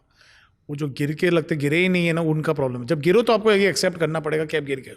चलो मैं एक टफ क्वेश्चन करता हूँ. मुझे ये एज अ म्यूजिक लवर मुझे लगता है बहुत टफ क्वेश्चन होगा. प्रीतम प्लस केके या मिथुन प्लस अरिजीत? मिथुन प्लस अरिजीत. क्यों? क्योंकि प्रीतम दादा ने मुझे बहुत सिखाया. ये प्रोग्रामिंग, म्यूज़िक, वो सब मैं उनसे सीखा था. पर अगर मुझे लगता है मैं अपनी खुद की बैटिंग करने लगा ना, प्रीतम और केके सर के साथ शायद ये था कि मैं वो बच्चा था जो उन लोग साइकिल और साइड व्हील्स थे और मैं साइकिलिंग सीख रहा था. ओके. बट अरिजीत और मिथुन के साथ या मिथुन एंड एनी अदर सिंगर के साथ मुझे लगता है हम दोनों साइकिलिंग खुद करने लगे दोस्त. तो आई फील वो मेरी आवाज़, वो खामोशी, मेरा स्टाइल इन लोग से बना. मैं वहाँ से सीखा, वो मेरा एजुकेशन था, पर मेरा स्टाइल मिथुन और उससे बना. मैं जब भी कोई ऐसे व्यक्ति से बात करता हूँ जो म्यूजिक से जुड़ा होता है, मैं हमेशा केके सर का जिक्र करता हूँ. मुझे लगता है बहुत जल्दी चले गए 100%. और बहुत कुछ दे सकते थे. उन्होंने इंडियन म्यूजिक, उन्होंने आतिफ ने इंडियन म्यूजिक को चेंज किया उस एरा में. जब हमारी जो कॉलेज लाइफ थी उसमें Atif and KK sir was one जिनके गानों ने अंदाज बदला. वो नदीम शरवन वाले जोन से हम बाहर निकले, कुमार सानू, उदित नारायण से. एंड प्रीतम. हाँ, Pritam. He was music director. मैं सिंगर की बात कर रहा था उसमें. केके को आप कैसे रेट करते हो एंड हाउ यू सी? और started my career with KK and उनसे अगर कुछ सीखना था तो केके सर से ही सीखना था सिंगिंग का. द परफेक्ट ब्लेंड जो रॉक, मॉडर्न, बट फिर भी लहजा, ऑल्सो शब्द का प्रोनाउंसिएशन, वो जिस छन जैसे कहते हो, कैसे गानों के शब्द गिरने चाहिए लिरिक्स पे, किस पे इम्पोर्टेंस करना चाहिए, किस पे आहट आनी चाहिए, किस पे वो सब सिखाया नहीं जा सकता. आई थिंक नए सिंगर्स को, मुझे लगता है आजकल के नए सिंगर्स वो लिरिक्स भी डीप लिख देते हैं. हाफ ऑफ देम बोल रहे are you meaning what you are singing, तो उन लोग वो कर नहीं पाते. एंड आई थिंक तो my starting of the career was always with KK and but for me KK, Pritam, वो सब. और मुझे Imran Hashmi, that was the foundation. जब हम खुद अपना art, like with Imran Hashmi, I can't tell him I created Imran Hashmi. I was discovering, मैं खुद का टैलेंट डिस्कवर कर रहा था वो टाइम पे. आप सब एक साथ डिस्कवर खुद डिस्कवर. तो I think we learn from KK sir and Pritam and everything. But फिर हम जब खुद की रिस्पॉन्सिबिलिटी लेनी शुरू की, तब मिथुन आया and Arijit and all that started. कि अरिजीत को मैंने सिलेक्ट किया कि ये आवाज़ अच्छी है. Then it became this way. Then you learned it. But हम लोग अगर केके सर और प्रीतम से सीखते नहीं थे तो कभी आता ही नहीं था. तो अगर केके के कुछ गाने हैं जो आप सुनते हो आज भी, कौन कौन से सुनते हो? मेरे गाने ज़रा सा, मेरा all time favourite Sanjay Bhansali sahab का एक गाना है तड़प तड़प. वो गाना मैं कितनी भी बार सुन सकता हूँ और आंखों में आंसू आ जाते हैं. There's one song, मैंने दिल से कहा ढूंढ लाना खुशी. ना समझ लाया दर्द फिर भी दर्द. तो ये ना समझ लाया गम, तो ये गम ही सही. Yeah, even Awarapan, Banjarapan and all those, that depth and that feeling. But at the same time he can go oh the mixture. वो सर वो तो कोई तोड़ नहीं उनका. Yeah, totally. वो तो आई थिंक वो आप प्ले कर दो कहीं पर भी, कोई भी गाना. Totally. एक गाना आपने जन्नत में भी दिया था कोई, आवारापन का. आपने आपका रिसर्च बहुत अच्छी तरह किया है. नहीं, वो फिट नहीं हो रहा. सर मैंने आपको मिथुन को मैंने घोर के पी रखा है. जरा सा वो गाना, जरा सा और एक लंबी जुदाई एक बैंक में था. वो दो गाने, क्या बात कर रहा. वो दो गाने एक्चुअली मैंने दिया नहीं, मेरे कंपोजिशन थोड़ी है, मेरे पास पड़ा हुआ था. जैसे वो प्रीतम सर ने बनाया था, पर वो आवारापन में फिट नहीं हो रहा था. तो मैंने कहा था कि वो कुणाल देशमुख को बोला था ये गाना बहुत अच्छा है. उन्होंने काम किया आपके साथ, बट आई एम श्योर आपने इसको तो रिग्रेट किया होगा कि यार ये गाना मेरी फिल्म में बनता था. नहीं सर, मैंने कभी ऐसा रिग्रेट नहीं किया. मैंने ऐसी काफ़ी लोगों को ऐसे गाने दिए, मुझे कभी वो इशू नहीं है कि वो, क्योंकि मुझे लगता है कि आप जो आदमी होल्ड करता है ना, वो क्रिएट नहीं करेगा. बट जरा सा बहुत बड़ा गाना है सर, मतलब. तो उसके बाद मैंने तुमियो भी बना लिया ना सर. उसके बाद मैंने नेक्स्ट फिल्म में भी मैंने सोनियो बनाया. ट्रू. हाँ, राजू सर के साथ. हाँ, अगेन न्यू कमर माही बनाया. माही वो भी बनाया। हाँ, सोनी तो सोनू निगम सर ने गाया था शायद। जी करेक्ट। हाँ। बट तो मैंने उस इफ़ यू कीप होल्डिंग ना you will not create more, क्योंकि आपको लगता है आपका बैंक हमेशा भरा हुआ है। जो आदमी जिसके पैसे कम पड़ रहे फिर जाके कमा कर आता है ना, तो I think you should keep working. I think you can't, और उससे क्या होता है ना, आप कॉन्स्टेंटली रेलिवेंट भी रहते हो। आपने अरिजीत को कैसे मिला? क्योंकि मैंने एक वीडियो देखा कि जीत दादा से भी मिला, मैंने उनसे अलग बात की, मिथुन अलग बात की, हर कोई अरिजीत को जानता था। हाँ सब जानते हैं सिवाय आपके। नहीं हाँ नहीं, मैं जानता था, मैं उसको बहुत अच्छी तरह जानता था, आज प्रीतम्स असिस्टेंट। और एक्चुअली आप देखोगे तो कुछ फोटोग्राफ्स मैं आपके साथ शेयर करूँगा, और जो मैं प्रीतम और एरिक जो साउंड मिक्स करते हैं उनका फोटोग्राफ है, और वो फोटो खींचा है अरिजीत सिंह ने। हाँ, वो एक फोटो स्टूडियो वाली। फोटो एक बट वो अरिजीत बहुत टैलेंटेड असिस्टेंट होता था कि ऐसा पहले अरिजीत दादा का। हाँ, कोई ऐसे थे, किसी का नाम लेके उन्होंने कहा कि आर.डी. बर्मन ने तो नहीं प्रीतम दादा ने पूछा कि तुम ये फोटो क्यों खींच रहे हो भाई? बोला इसे नहीं, मैंने आर.डी. बर्मन और ऋषिता का फोटो, जिससे तुम्हें लगता है आर.डी. बर्मन और ऋषिता है। It was a very funny episode. But Arijit was always that very talented assistant of Pritam, जो स्क्रैचेस गाता था, और वो स्क्रैचेस जब हम सुनते थे हम बोला अरे ये तो अच्छा गा रहा है, ये तो अच्छा गा रहा है। सर मेरे को मिथुन ने बताया कि वो जो दा ट्रेन में गाने हैं, दर्द में लब मुस्कुरा जाते हैं, ये अरिजीत ने स्क्रैचेस गाए सारे, बीते लम्हे। 100%। एंड इवन मिथुन सेट कि जब ये गाना रिलीज हो गया 8 महीने बाद फिर उसने एक रिकॉर्ड करके भेजा कि मिथुन प्लीज सुनना ना इस बार। ही सेड अब रिलीज हो चुका है। Hard he worked, I am telling you. Arijit is not somebody जो अपने सिर्फ नसीब से नहीं बनाया, वो अपने मेहनत से बनाया है। उसने अपनी आवाज़ तोड़ के ऐसे बनाई है। ये आवाज़ तोड़ना क्या होता है? एक तो ये अरिजीत ने कहा था, मुझे आज से समझ नहीं आता आवाज़ तोड़ना क्या होता है। इट्स लाइक आपका बॉडी, आप सपोजिंग एक मोटा आदमी हो जो जेनेटिकली मोटा हो सपोजिंग, बट वो अभी इतना वर्कआउट करे कि अपना मेटाबॉलिज्म रेट चेंज कर दे, वो होता है बॉडी तोड़ना और अपने आप को फिट बनाना। This is what Arijit has done to his voice by रियाज कर करके प्रैक्टिस करके, लोगों के स्क्रैचेस गा के, उनसे सीखना कि क्या, और फिर फाइनल गाना सुनना कि क्या वो रियल सिंगर ने, स्टार सिंगर ने क्या किया। उन्होंने सबके लिए स्क्रैचेस किए। मतलब आई वाज इम्प्रेस कि 8 महीने बाद भी वो नया वर्जन दे रहे थे अपना, कि एक बार फिर सुन लीजिए कि क्या मैं करीब पहुंचा हूं। Exactly, so that is Arijit Singh for you. So जैसे आपने बहुत सारे लोगों को मौका दिया, वो लम्हे से लेकर इरफान को आपने मौका दिया था, फिर मोहब्बत, और बहुत सारे सिंगर्स हैं। अरिजीत सिंह क्यों अरिजीत सिंह बन गए कि वो सदाबहार हो गए? जैसे आज मैं कई बार मजाक में कहता हूँ कि इंडिया में आलू और अरिजीत सिंह सबको अच्छा लगता है, कहीं भी एडजस्ट कर दो। देखिए वो उसके टैलेंट का, हम ऑनेस्टली आपको बताऊं, ये लोग जो कहते हैं, मैं आप जैसे कह रहे कि मैंने इनको चांस दिया, मैंने किसी को चांस नहीं दिया। You can not create talent, you can only discover. That's true, but star पहली अपॉर्चुनिटी जैसे सामने आई, आपने बहुत सारे लोगों को दी। आप मैं नहीं करता, कोई और कर लेता। हर फिल्म में आप किसी एक को देते हो। जैसे हर्षित का मुझे हाले दिल बहुत अच्छा लगा था, बट फिर हर्षित उतना नहीं फटा। आगे बहुत सारे सिंगर से वो गाना फटा। See it's that's what I am saying, the true talent is not when you do it once, it's when you repetitively do it. So वही मैं पूछ रहा हूँ कि अरिजीत फिर क्या अलग किया कि जो अरिजीत बन गया, बाकी सब नहीं बन पाए। Talent, he had the talent and the hard work, he did it. और मेरे को बेस्ट चीज़ अरिजीत का क्या लगता है ना, वो एक्सपेरिमेंट करने को डरता नहीं है। वो एक्चुअली जो खुद का जो म्यूजिक भी बनाता है, जो फिल्में शूट करता है खुद की, वो बहुत आर्टिस्टिक आदमी है। तो कहीं ना कहीं उसने वो आर्टिस्ट को जिंदा रखा है अपने आप में। अक्सर क्या होता है ना, सक्सेस के बाद सर आप वही चीज़ रिपीट करते रहते हो और आउटकम वो नहीं आता सेम। वो रेपिटेशन वही सेम रिपीट करते रहो ना, वो आउटकम सेम नहीं आएगा। या कई बार क्रुक जैसा ब्लंडर कर लेते हो। देखिए मेरे फ्लॉप्स ने मुझे ज़्यादा सिखाया, मेरी हिट्स ने नहीं सिखाया। जबकि क्रुक इतनी बुरी फिल्म नहीं जितना आपने अपने इंटरव्यूज में कह रखा है। मुझे बहुत बुरी लगी। क्रुक के गाने अच्छे हैं। अभी मैं इंग्लैंड गया था, तो जितने लोग वहाँ थे सबने मुझसे कहा कि मेरे बिना प्ले करो, और मेरे बिना हम एक्चुअली अभी भी वाइब लेते हैं जी। बहुत अच्छे गाने उसके, मतलब गाना मेरे बिना तो इज लाइक कल्ट सॉन्ग। देखिए उस वक्त नहीं चला था, और मैं उस टाइम थोड़ा हिल गया था कि मुझे लगा था ये गाना तो अच्छा है यार, मेरे बिना बहुत अच्छे सॉन्ग है। But that's what it taught me कि I should not fall down and think कि मेरा सेंस चला गया है।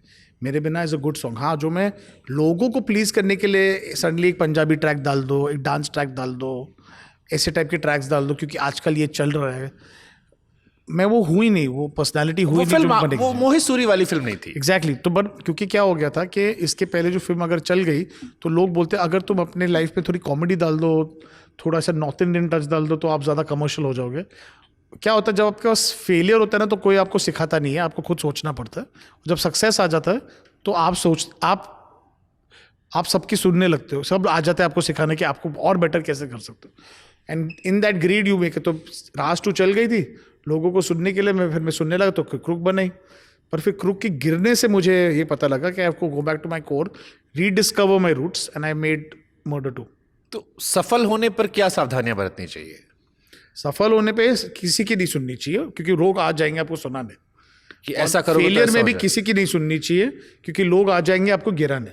तो क्रूक या एक विलन 2 ज्यादा आप डिसअपॉइंटेड खुद से कहाँ हुए? एक विलन 2 क्यों? मतलब क्योंकि क्रूक के दौरान sir there was a different thing. I was unmarried, I was young, and I was, मुझे पता था कि नहीं यार, अभी वो जज्बा था कि अभी फेल हुआ हूँ, डोंट वरी, मैं वापस आ जाऊंगा। ऐसा इशू मेरे पास बहुत टाइम है, क्योंकि एक 28-29 ईयर्स की उम्र में था या ऐसा कुछ। प्रॉब्लम क्या होता है जब आप 40 के अराउंड और 20 साल से आप वो काम कर रहे हो, आपको डर वो ये लगता है कि is the best behind you. और सच पूछो तो लोग ऐसा कहना शुरू कर रहे थे। मतलब बहुत सारे रूमर्स उड़े। या एक जैसे आया कि आप आशिकी 3 में थे।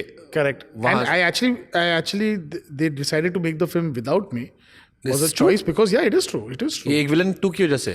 not only that, they didn't want to wait for me, and क्योंकि और मुझे ये था कि बट इन यही फैक्टर्स होते होंगे कि 100% फ्लॉप हिट से भी लोग आपको जज करते होंगे। 100%, and this was my own family also, so it's not as if was the not willing to wait, which, and I don't blame it. I think it's a business in the end. True. So but I more than anybody else, मैं उनको wrong prove करने की कोशिश नहीं कर रहा था, मैं अपने आप को रॉन्ग प्रूव करने की कोशिश कर रहा था कि मैं ये सोच क्यों रहा हूँ कि, और मैं ये ट्रैप में क्यों आ रहा हूँ कि सीक्वल पिक्चर ही होगी तो वो चलेगी। बट वो क्यों बनाया? तो जैसे मैं आपकी सारी फिल्में देखता हूँ जी और जैसे ये मैंने मिथुन से भी कहा था कि मिथुन का गाना आता है तो मैं डाउनलोड कर लेता हूँ। जी बट ये मिथुन की भी जिम्मेदारी है कि उन्हें वो स्टेटस मेंटेन करना है कि वो भरोसा मेरा कायम रहे। करेक्ट। 2 गाने अगर फ्लॉप होंगे, तीसरी बार सोचूंगा तो शायद चौथी बार डाउट होगा। आपकी फिल्मों में एक थीम रहती है। मुझे लगा सब कुछ हो गया बस, जैसे दबंग आई, दबंग 2 आ गई कि एक फ्लेवर चल गया, गलियां चला था, गलियां रिटर्न हो गया, सब कुछ हो गया उसमें। मतलब मैं उसमें बहुत रिलेट नहीं कर पाया। नहीं, मैं वही बोल रहा हूँ कि सडनली मैं वो मलंग के बाद वापस जो अच्छी Malang, I don't think was a very honest film. I think Malang was very good film. Yeah it's a very good and very honest film, and Aditya आपने कोई पीक वीक पे नहीं था in fact, but he was the right casting for it, and I am not blaming this thing. I try to make a commercial kind of, ये actor को भी ले लो, star को भी ले लो, गाने को रीमिक्स कर लो। I try to do everything, But why? जो एक मतलब इस बिकॉज इन माई ग्रीड, क्या? एग्जैक्टली इन माई, मैं देखो, अगर आप, मैं इसलिए आपको कह रहा हूँ, आपके फ्लॉप्स आपको ज़्यादा सिखाते हैं। In this greed to reach box office success and reach that number जो मुझे एक विलन 1 में मिला था, मुझे वो हाई वापस दैट वाज अ चाहिए। Class film. उसमें रितेश देशमुख Correct. कैरेक्टर अभी भी डराता है सर मेरे को। Correct. So I was Shraddha की trying to get that same opening of 16.5 crore जो मुझे वो टाइम पे मिला था, मुझे वापस चाहिए वो, मुझे वो नहीं मिल रहा था। तो मैं उसके सर्च में मैं हर चीज़ सेफ खेल रहा था कि एक एस्टैब्लिश स्टार को ले लो, गाने को रीमिक्स कर लो, 2 एक्ट्रेसेस ले लो, 2 हीरो ले लो, एक्शन ज़्यादा बढ़ाओ, इमोशन पे कम करो, स्पेक्टेकल पे ज़्यादा काम करो। ये सब गलत चीज़ें हैं पिक्चर बनाने के लिए। These are the wrong reasons to make a film. What I understood after what I was feeling more bad about, कि क्रुक के दौरान तो चलो मुझे पता था मैं गलत गया, यहाँ पर मैं बोला मैं तो बहुत गलत गया, क्योंकि मैंने वही किया था जो क्रुक में मैंने किया था, कि लोगों की सुन के मुझे लगा था कि अभी कोविड के बाद ऐसा टाइप का सिनेमा चलेगा, और फिर मैंने किसी की नहीं सुनी, और I went and I made a new Qamar film जिसमें कोई सीक्वल का बैगेज नहीं था, कोई लिव अप टू नहीं था। आशिकी में भी you are trying to live up to the music of this thing. कोई एक्टर का ओपनिंग नंबर नहीं था, मैं सिर्फ अच्छी पिक्चर बनाने गया। मुझे एक दोस्त है मेरा जो, जिसने मेरी राइटर था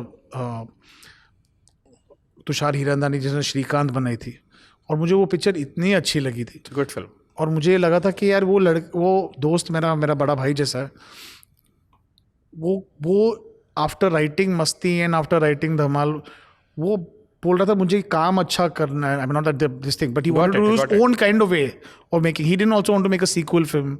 वो अगर ऐसे कर सकता है अपने शुरू of his career after being older than me, why can't I do it? So he was very inspirational with it.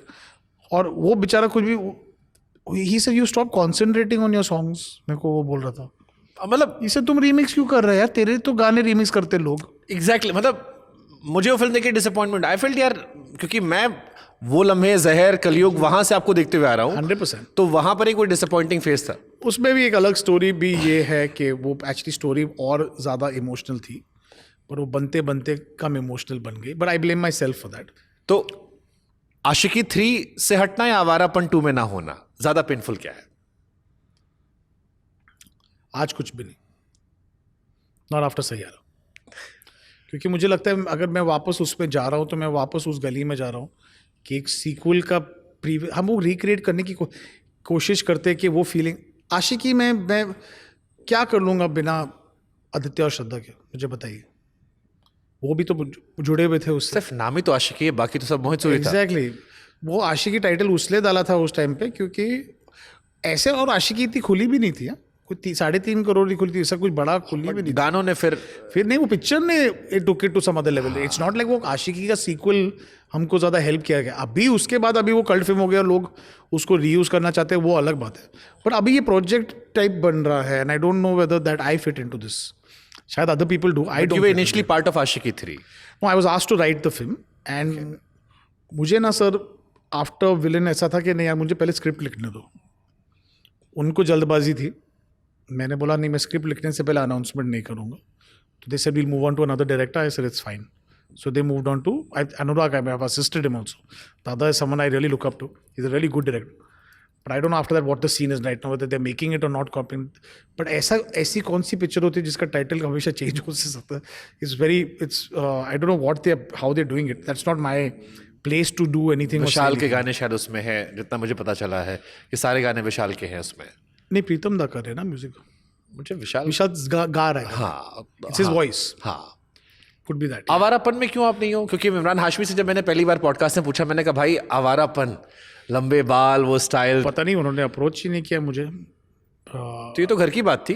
हाँ, पर उन्होंने किया नहीं. आई डोंट थिंक. तो घर में ही फ्लॉप होने पे से हाँ, I guess नजरिया बदल जाता है. I think so. That's brutal reality of No, Bollywood. I don't think it's because of that. I don't know. They must be having their reasons. I think maybe they want a different take on Awarapan. शायद मैं वो original film से निकल नहीं पाऊँ. Maybe they want to try something new to it. I have no idea. But आपको लगता है जैसे बहुत सारी फिल्में री रिलीज हुई, सनम तेरी कसम, आवारापन को री रिलीज कर देना चाहिए. 100%. आई मीन आप देखिए ना, एक पिक्चर जो नहीं चली है वो टाइम पे, वो आज उसका रीमेक, उसका पार्ट 2 बन रहा है. आई थिंक मुझे तो लगता है लोग नस काट लेंगे उसके बाद जो रो रहे थे. I think I would take lot of pride in that कि देखो, लोग अक्सर उनकी पिक्चर के सीक्वल बनते हैं जो बहुत हिट हो. यहाँ पर कोई और मेरी फ्लॉप फिल्म का सीक्वल बना रहा है, क्योंकि आवारापन जब रिलीज हुई थी चली नहीं थी. मैंने सैयारा के आपके ऑलमोस्ट सारे इंटरव्यूज देखे, बट एक सवाल मेरे मन में है, सैयारा आपके लिए कितनी रिलीफ है? क्योंकि बहुत बातें हो रही थी मोहित सूरी को लेकर. सैयारा ने मोहित सूरी के लिए क्या बदला? बाकी एक्टर्स को जो मिला मुझे वो लगा अलग मैं बात है. बहुत अग्रेसिवली फाइट बैक करूंगा, पर एक्चुअली मैं हम्बल्ड सा हो गया हूँ इसका सक्सेस और प्यार देखकर. क्योंकि मुझे अभी लगता है कि मैंने अपनी इतनी आवाज़ इस पिक्चर में डाली है कि मुझे लगता है कि अभी मैं अभी जहाँ पर भी जाता हूँ, जितना प्यार मुझे मिल रहा है, collections definitely help sir, I am not denying it. But हर रोज़ किसी इंपॉर्टेंट शख्स का फ़ोन आया है मुझे, चाहे वो साउथ इंडियन इंडस्ट्री से हो, चाहे वो इंडिया ये इंडस्ट्री के लेजेंड्स हो, सबका फ़ोन आया और उन्होंने फिल्म देखकर बहुत प्यार दिया. और मैं अपनी वाइफ को ये कहते रहता हूँ कि मुझे ये फ़ोन कॉल लेने दो, बस मुझे मैं हर फ़ोन कॉल ले रहा हूँ, मैं सबसे बात कर रहा हूँ, मैं सबको थैंक यू बोल रहा हूँ, क्योंकि मैं जेन्युइनली ये अप्रिशिएट करता हूँ कि ये वापस प्यार और हिस्ट्री में नाम आना मेरा, to be in the greats of people like Subhash Ghai, Rahul Rawail, Mahesh Bhatt,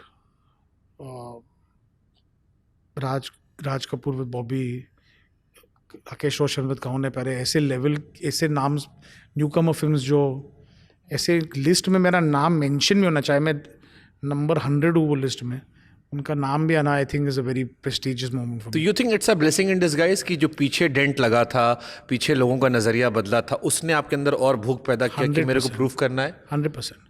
मुझे उनकी वजह से नहीं, मुझे अपने आप को नहीं, वो जो एक सेल्फ एक हिट होता है कि सब कुछ बुराई कर लो, काम पे कैसे डाउट कर लिया? एग्जैक्टली मैं अपने आप पे डाउट, मुझे बुरा उस बात का लग रहा है कि मैंने शायद उनकी बात सुनकर अपने आप पे डाउट करने लगा था। But I think Saiyaara, this kids taught me, this youngsters taught me कि this is not what it is. तो आई थिंक सैयारा ने मुझे बहुत लिबरेट किया है। आई थिंक अभी यहाँ से फिर प्रेशर नहीं आएगा कि अब फिर उम्मीद होगी, जैसे तुम ही हो आए, लोगों ने कहा तुम ही हो गाना चाहिए, अब बड़ी बजट की फिल्म गई है, या आपकी भी करियर की सबसे बड़ी बॉक्स ऑफिस कलेक्शन वाली फिल्म है, तो इसके बाद कैसे मैनेज करोगे अपने आप को? क्योंकि ये प्रेशर तो होगा हमेशा ज़िंदगी में। जब भी मैं पिक्चर बना, मुझे कभी वो एस्पिरेशन नहीं था कि मुझे इस कंट्री की सबसे बड़ी पिक्चर बनानी है। मुझे कभी ये एस्पिरेशन था और आज भी नहीं है, पर मुझे इस कंट्री की सबसे अच्छी पिक्चर बनानी है। उसमें फ़र्क हो सकता जो आदित्य चोपड़ा ने आपसे कहा था। हमारी अधूरी कहानी, जी। एक फिल्म, बहुत गाने मुझे बहुत पसंद है इस फिल्म के, फिल्म उतनी नहीं चली अगेन। एक तो ये क्यों होता? आई थिंक वो पिक्चर ना जिस ऑडियंस के लिए बनी थी उसके लिए बहुत चली। I think it did some 45 crore और व्हाटएवर, पर वो एक मैच्योर लव स्टोरी थी। हाँ, did it do as good as Villain? No, it was not supposed to, it was not that kind of a film. तो मुझे, I mean, I am not denying this thing, but मैं वो picture से इतना नाखुश नहीं हूँ। मुझे लगता है मुझे विद्या बालन के साथ काम करने को मिला, which I think is the most beautiful human being in the world. I think I can proudly tell my children I worked with the great Vidya Balan. Wow. It was not working with Imran Hashmi is any less, but Imran Hashmi भाई है तो, और मैंने बहुत काम किया था उसके साथ। But and Rajkumar Rao, what a fantastic actor. I mean, at that time लोग इतना उस पर इतना बिलीव नहीं, मेरे को उस टाइम से उस पर बिलीव था, and now he's doing so well. सो वो for what reason the film was made. और जो मैच्योर, मुझे एक, देखिए सच पूछो तो मुझे 50 साल की उम्र में अगर मैं मैच्योर लव स्टोरी बनाऊंगा तो लोग कहेगा कि मैं एज हो गया हूँ। मुझे वही उम्र में था, एक मैच्योर लव स्टोरी बनानी थी मुझे लाइफ में, and I was very happy with that film, with that thing. उसमें आप फिर मैं आपसे कहूँगा, पिछला वीडियो डाला करो आप, उसमें एक भट्ट साहब का गाना डाल दिया लोगों ने। पूजा भट्ट और महेश भट्ट साहब बैठे, महेश भट्ट साहब ने गाना गाया था, टाइटल ट्रैक हमारी अधूरी कहानी। वो अभी भी है ऑनलाइन, है वो है, और क्या गाया उन्होंने। अच्छा, क्योंकि मुझे लगता है भट्ट साहब बहुत सुर में है, वो आई मीन बहुत एक्सप्रेशन है उनकी आवाज में, सुर में वो पूरा फील किया सर उन्होंने हमारी अधूरी कहानी, इंतजार तेरा, वो जो हाई पिच छूते वो मेरे को लगा भाई उनको ये गाना कुछ और ही लेवल का लगा। जब मैंने गाना उनको सुनाया, वो ये गाना बिलीव ही नहीं कर पाए। वो इतना इसमें उनको बोला प्लीज़ मैं इसमें कुछ गा सकता हूँ, तो मैंने ऑफकोर्स सर आप कर सकते हो। वो फिल्म बनी बिकॉज बहुत अरसों के बाद हमारी कंपनी में कोई डायरेक्टर भट्ट साहब को मिला था जिन्होंने उनके टाइप के सिनेमा बनाया था आशिकी 2 के बाद। क्योंकि हम लोग जहर, मर्डर, जिससे वो सब बना रहे थे between Pooja and Vishesh films, but Kalyug, but हम लोग वो जो भट्ट साहब का जो एक सिनेमा था, वो इमोशनल सिनेमा, वो आशिकी में आया वापस। आशिकी बिना गन के और मोहब्बत और वो सब। तो जब वो पिक्चर चली तो भट्ट साहब ने कहा था, you will be always remembered for making this film, can I have a story, will you direct it for me. तो आपका मेंटोर जो आपको ये कहे तो बिग थिंग। तो आई सेड कुछ भी हो सर। तो आफ्टर विलेन चाहे 100, 200, 300 करोड़ हो जाए, मैंने फिर भी कहा नहीं, और बिकॉज उसकी कास्टिंग करेक्ट थी for what role we had to play. Imran विद्याराज, या एंड वो फिल्म जो उसकी ऑडियंस थी, वो आज भी लोग, मुझे काफ़ी लोग रास्ते पे मिलके बोलते that's one of my favourite films. And गाने ऑफ कोर्स जी। फिर मैं पूछूंगा लालची हो कि गाना आपका इसमें फेवरेट गाना कौन सा था? टाइटल ट्रैक हमेशा हमारी अधूरी। चलिए इसके बाद हमारी अधूरी, हमनवा, हाँ हंसी, या एक गाना इसमें बहुत अंडररेटेड है जो मैंने दीव गया था मैं, और वहाँ मैंने रात को प्ले किया था, ये कैसी जगह ले आए हो तुम। तो वो मेरा लीस्ट फेवरेट होगा एक्चुअली, बट मुझे लगता है हंसी और ए हमनवा के बीच में मैं थोड़ा कन्फ्यूज।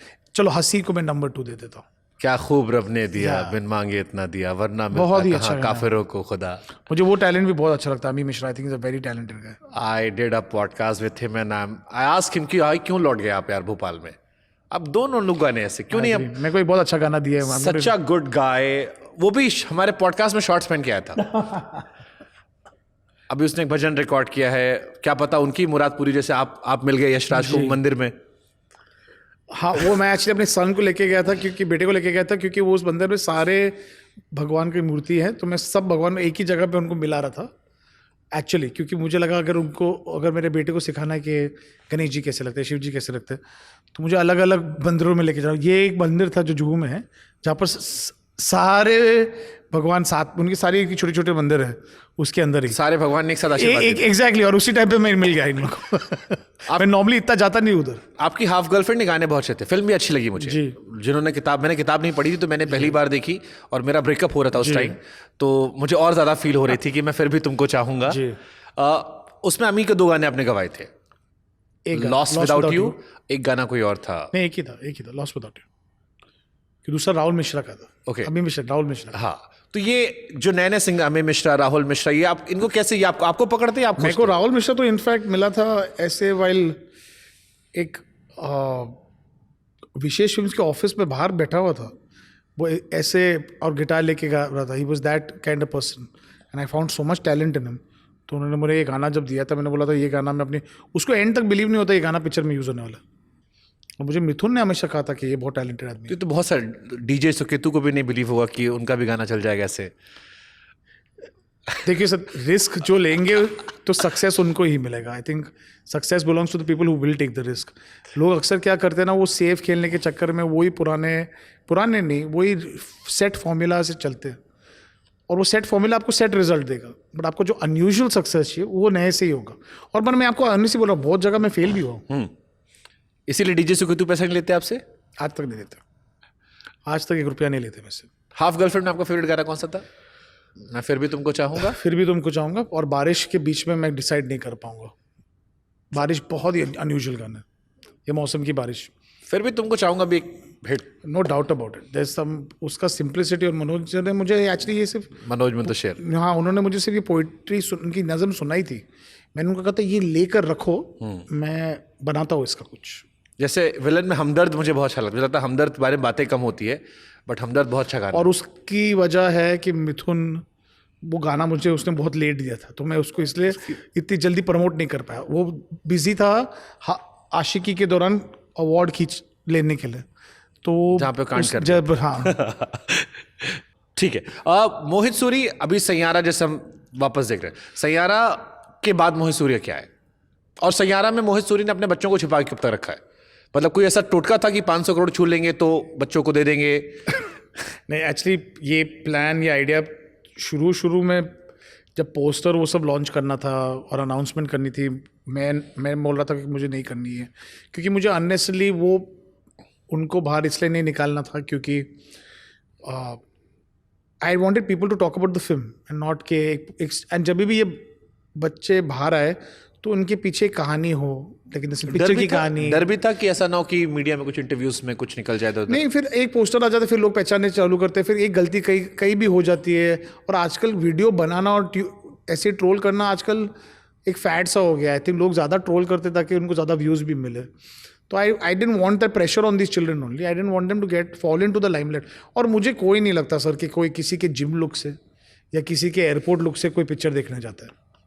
मुझे ऑनेस्टली सॉरी, कोई लोग को बिलीव होगा, मुझे कोई बिलीफ नहीं है। तीर से आपने 100 निशाने मारे सबको। नहीं, मुझे ये लगता है नहीं। और ना फिर कोई आप ट्रैवल कर रहे हो और पूजा कर रहे हो कहीं, या आई डोंट थिंक उसकी वजह से लोग फिल्में देखने जाते हैं। और बट फिर हमारे मार्केटिंग हेड है प्रीतिश गांगुली, उनका ही आइडिया था कि कुछ नहीं करेंगे, उनको बाहर निकालेंगे ही नहीं, क्योंकि सिर्फ पिक्चर बात करेगी। मैंने राजकुमार, जो एक एक्टर थे राजकुमार सर, जानी, उनका एक इंटरव्यू में सुना था कि वो सुबह 4 बजे एयरपोर्ट पे जाते, किसी ने कहा आप इस टाइम क्यों पकड़ रहे हो फ्लाइट? बोला जब दिन में सब मुझे देख लेंगे तो मेरी फिल्म देखने कौन जाएगा। एग्जैक्टली। सो मेरे को लगा, I think we see sir, there is a difference between being famous today and being a star. A star will sell tickets. तो हु इज स्टार आज के टाइम में बॉलीवुड में?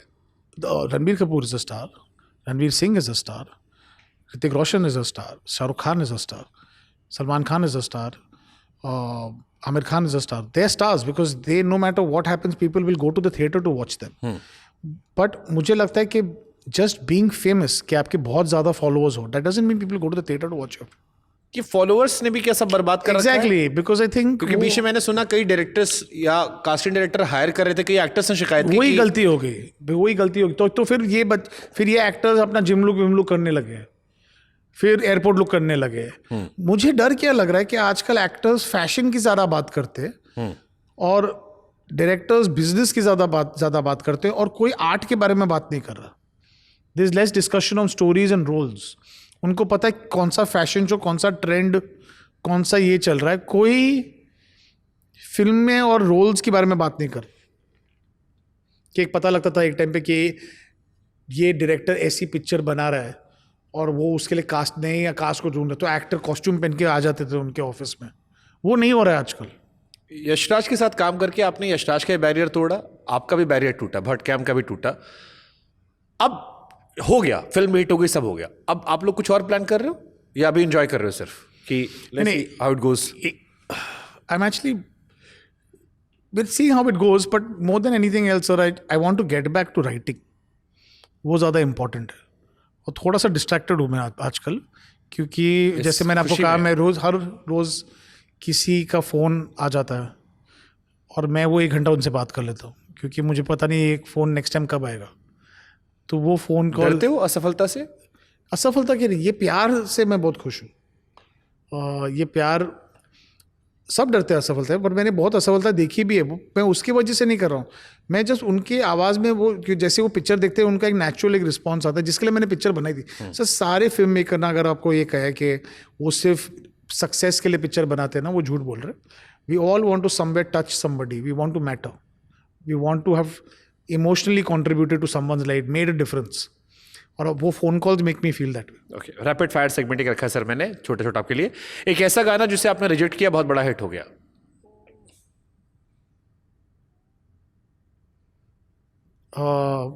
मिथुन का एक गाना था, बारिश, दर्द दिल की सिफारिश, Mohammed Irfan. Mohammed Irfan. Okay, great, again he is a वो ग्रेट। तुम ही हो की स्ट्रक्चर पोजीशन में आया था, तो आई टू चूज बिटवीन तुम ही हो बारिश। राइट चॉइस, अगेन दोनों बहुत अच्छे हैं, बट तुम ही हो इज अ कल्ट, क्योंकि तुम ही हो। सरल चीजें असर ज्यादा छोड़ती हैं। मैं फिर भी तुमको चाहूंगा, वो एक्टर जिसे आप रिपीट करना चाहते हो, जिससे आपने काम किया हो। रिपीट करना चाहते हो? हाँ, एक ही नाम लेना है सिर्फ। आहान पांडे। इंटरेस्टिंग चॉइस, क्यों? मुझे बहुत अच्छा, आई don't think I scratch the surface also with him. वो और उसकी कैपेबिलिटी बहुत ज़्यादा है। ब्यूटीफुल ब्यूटीफुल, पांडे जी का नाम रोशन करेगा, इसका मतलब अच्छी फिल्में मिलने वाली हैं। एक फिल्म जो आपने देखी कोई किसी भी एरा की, जो आपको आज भी रुला देती है? जख्म, महेश भट्ट की। इंटरेस्टिंग चॉइस, अच्छी, बहुत अच्छी बहुत फिल्म, अच्छी। बहुत अच्छी फिल्म थी। वो गाना जो आप चुपचाप सुनते हैं जब भी अकेले रहते हैं, आवारापन बंजारापन। के मैं खुद के गाने नहीं बोल रहा हूँ जो मैं सुनता हूँ, बिकॉज मुझे ये बहुत नार्सिसिस्टिक लगे। बहुत बहुत अच्छा गाना है वो, आवारापन बंजारापन। हाँ, पर वो मैं बहुत बात सुनता हूँ। वो गाना है ऐसा, आप सुन सकते हैं आप खामोशी में। वो मूवी जिसे थिएटर में देखकर पछतावा हुआ, किसी और की? ना चलो उसको क्यों निगेटिव, पॉजिटिव करते हैं। वो मूवी जो थिएटर में ना देखने का पछतावा हुआ। पुष्पा। पुष्पा 1 मुझे बहुत अच्छी लगती है। मैं कोविड चल रहा था, तो उस वक्त जब वो घर पे बैठ के, मुझे कोविड हुआ था, मैं घर पे बैठ के सबको फ़ोन कर रहा था कि साथ में पिक्चर शुरू करो। पुष्पा पुष्पा मैं इधर देख रहा हूँ तो वो उधर देख रहा हूँ, वीडियो कॉल ऑन रखेंगे ताकि ये फीलिंग आए कि हम लोग थिएटर में देख रहे साथ में। आपने अल्लू अर्जुन को फोन किया? जी, अल्लू अर्जुन, मैंने सुकुमार सर से बात की थी, उनसे बात की थी और बहुत प्रेस की थी। प्लान ना पिक्चर विद अल्लू अर्जुन, उसका भी रेंज बहुत हाई है। आर्या वार्या में उसकी जो पुरानी फिल्में हैं, again he is like Aahan Panday. आपने आहान को ले कहा, आप अल्लू अर्जुन की पुरानी फिल्म देखिए, आज की फिल्म देखिए। One of the best actors in this country is ever seen. हाँ, मुझे लगता है आप वो एक उनसे जहरीली फिल्म बना लोगे, तगड़ी वाली। एक फिल्म जो आपको शुरू में बोरिंग लगी बट बाद में आपको बड़ा मजा आया? इंग्लिश फिल्मों के साथ ही होता है, हिंदी फिल्मों में ये नहीं होता मुझे। ओके, एक कोई सिंगर जिसको आप कोई भी गाना दे सकते हो कि भाई इसको गवा दे, मेल फीमेल दोनों?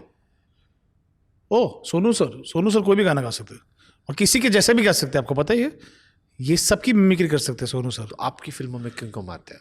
मैंने एक गाना गाया था ना उनसे, सोनियो उनसे गवाया था। सोनियो। बट आई थिंक आशी, मैं सोनू सर से थोड़ा डरता हूँ। I think he so senior ना कि उनको मैं ऐसे कुछ। सोनू सर आज शाम को फोन। ओके, आपके गानों में आपको चॉइस लेनी है, वो लम्हे वो बातें या तुम ही हो? ऑलवेज बोला मैं वो बात है। नहीं, मैं वो लम्हे हटा लेता हूँ क्योंकि आप फिर उसी पे अटके रहोगे आप। तुम ही हो या तू जो नहीं, तुम ही हो, तुम ही हो या गलियां, तुम ही हो, तुम ही हो या चल घर चले, तुम ही हो, तुम ही हो या सैयारा, सैयारा, सैयारा या सुन रहा है, सैयारा, सैयारा या फिर भी तुमको चाहूंगा, सैयारा, सैयारा या तेरा मेरा रिश्ता। सैयारा। सैयारा को एक ही गाना बीट कर सकता है, समझ गया मैं। फिर मोहब्बत करने चला है तो। ठीक है, सैयारा भी थोड़ी हटाते। तेरा मेरा रिश्ता या जरूरत, तेरा मेरा रिश्ता, मुस्तफ़ा जाहिद। 100%। हंसी दोनों मुस्तफा शायद है। हाँ, दोनों मुस्तफ़ा मैंने कहा, तभी तो मैंने कहा मुस्तफ़ा जाहिद। हंसी या फिर बंजारा, हंसी, मलंग या तेरी गलियां, तेरी गलियां, तेरी गलियां या हमारी अधूरी कहानी, हमारी अधूरी कहानी, हमारी अधूरी कहानी या धुन। हमारी अधूरी कहानी। ओके, एज ए डायरेक्टर आपकी फिल्मों में वो लम्हे या आवारापन, आवारापन, आवारापन या राज द मिस्ट्री, आवारापन, आवारापन या क्रूक, आवारापन, आवारापन या मर्डर टू। ये इंटरेस्टिंग चॉइस हो सकता है। आवारापन, आवारापन या एक विलन, एक विलन, एक विलन या हमारी अधूरी, एक विलन, एक विलन या हाफ गर्लफ्रेंड, एक विलन, एक विलन या मलंग, मलंग, मलंग या सैयारा, सैयारा, सैयारा या आशिकी, जहर। चलो आशिकी, सैयारा आशिकी, सैयारा, सैयारा या जहर। जहर। आई नहीं, इसलिए मैं बोल नहीं रहा था। The first film is always your first love, you can't get over last question, Mohit Suri को अगर जाते आते अपने 5 गाने बताने, दुनिया मोहित सूरी गाने सुनती है, अरिजीत सिंह, आतिफ असलम, मिथुन सब आपके इर्द गिर्द हैं, प्रीतम दा, सबसे आपने काम किया है, बट मोहित सूरी के प्लेलिस्ट के 5 गाने जो सबको सुनने चाहिए ताकि वो मोहित सूरी को जान सके। फिर मोहब्बत करने चला है तू, वो लम्हे वो बातें, तुम ही हो, गलिया और सैयारा।